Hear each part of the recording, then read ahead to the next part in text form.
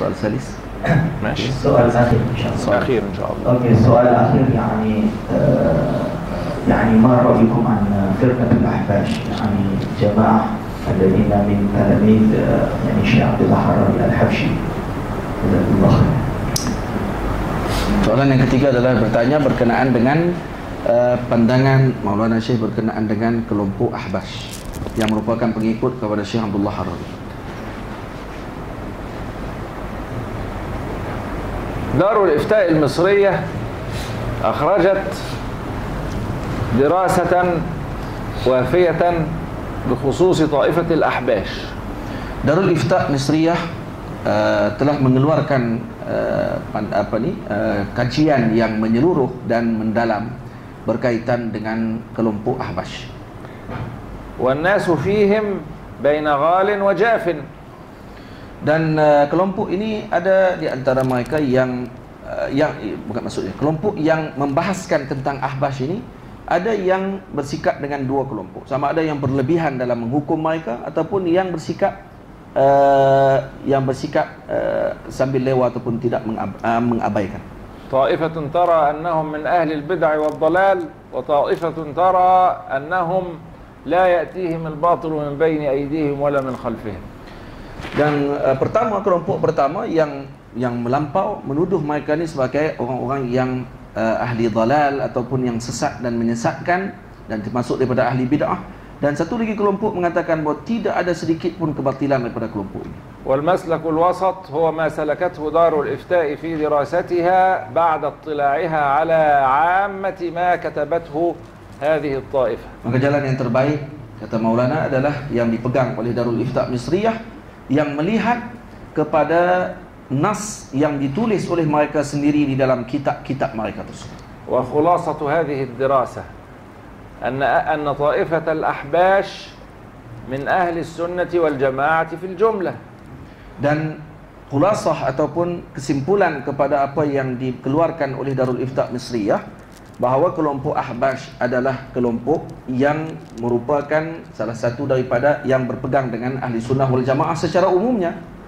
فهم في العقيدة على معتقد الأشعري. Dan mereka dalam akidah berpegang dengan i'tiqadnya Abu Hasan al-Asy'ari ataupun dengan pegangan Asy'ariyah.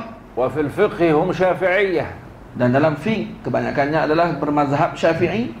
وفي الطريق يأخذون بالطريقة الرفاعية. Dan dalam tariqah mereka berpegang dengan tariqah rifa'iyah. لكنهم قد ابتلوا بالغلو في التكفير وسوء الظن بالمسلمين. Tetapi mereka berlebihan di dalam sifat mereka terhadap golongan muslimin dengan suka cepat mengkafirkan dan menyesatkan umat muslimin yang lain. فوقعوا في تكفير جماعات من علماء المسلمين السابقين واللاحقين بحمل كلامهم على محامل سيئة، وكان لهم سبيل آخر يمكن أن يحمل هذا الكلام عليه. Dan mereka sehingga menceroboh kepada mengkafirkan para ulama yang terdahulu dan yang terkemudian.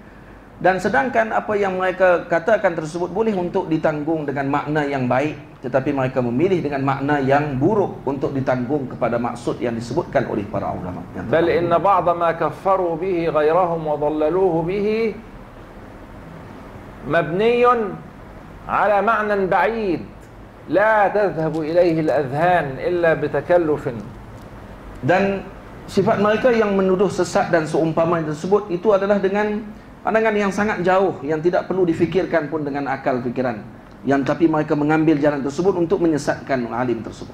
هذا هو المأخذ الأول والأهم على هذه الطائفة. Dan ini adalah tempat pertama yang menjadi perbahasan dan yang paling utama menjadi perhatian kepada kelompok ini. المأخذ الثاني أنهم يثيرون النزاعات في مسائل من الفروع.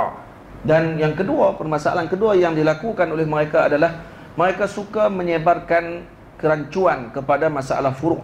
ويروجون لأفكارهم الخاصة في المجتمعات التي يكونوا فيها بما يثير النزاع والشقاق في هذه المجتمعات. Hanya dengan sebab perkara furu' tersebut mereka menyebarkan dengan kekeliruan dan juga berlakunya pertembungan di dalam umat disebabkan dengan hanya masalah yang kecil tersebut.